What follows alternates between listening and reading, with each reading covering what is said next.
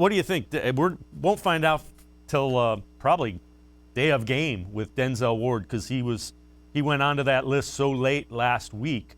It's going to be literally an 11th hour yes or no with Denzel Ward. How big would it be to get him back, given what Pittsburgh has running loose in that wide receiving core?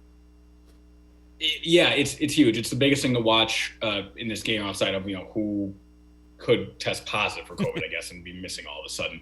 Because Denzel Ward, we saw last weekend, the Steelers just picked on Robert Jackson, and that's not an indictment on him. He's a practice squad guy who's been around this organization for a bit, and a special teamer. He had no reason being out there. That's not the type of player he is. And the Steelers did to the Browns what the Browns did to the Ravens when Jimmy Smith got hurt, take advantage of that number 4 corner. And the Steelers did to the Browns what the Browns did to the Giants when they didn't have Bradbury, throw out these backup corners. The Browns got to taste their own medicine. It's tough when you just have a guy out there on an island. There's nothing you can do about it. Denzel Ward coming back eliminates a side of the field for the most part. I know he got beat on that double move, but his second half of the year has been a Pro Bowl, all-pro caliber. And Chase Claypool, if he's going to win a 50-50 jump ball over Terrence Mitchell, that stuff's just going to happen. But what can't happen is the Deontay Johnson 47-yard game when he just literally runs straight on a cover 4 quarters coverage. Robert Jackson had 12-yard depth. Carl Joseph was a safety on that same side. You call cover 4 to not get beat deep. And all Deontay Johnson had to do was sprint straight, connection for 47 yards. Denzel Ward eliminates that. If the Steelers don't have a deep passing game, then the Browns really have a chance here.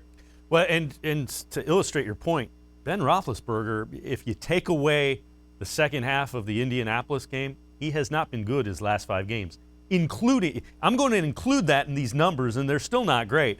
He is averaging 29 of 46, 259, 2 touchdowns and a pick per game in his last 5 games, and 3 of those touchdowns and none of the interceptions came in the Indianapolis game. He has not been good the last five games that he has played.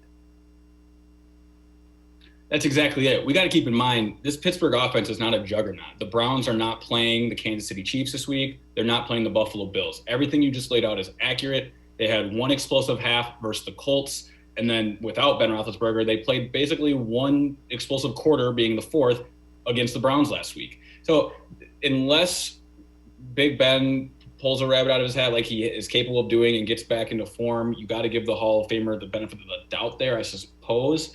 But this is not an offense that has just been crushing opposing defenses all season. There's some areas the Browns can take advantage of the Steelers' inefficiencies, carelessness, and just quick passing game, knowing what they like to do, that could create turnovers and all of a sudden flip this game quickly.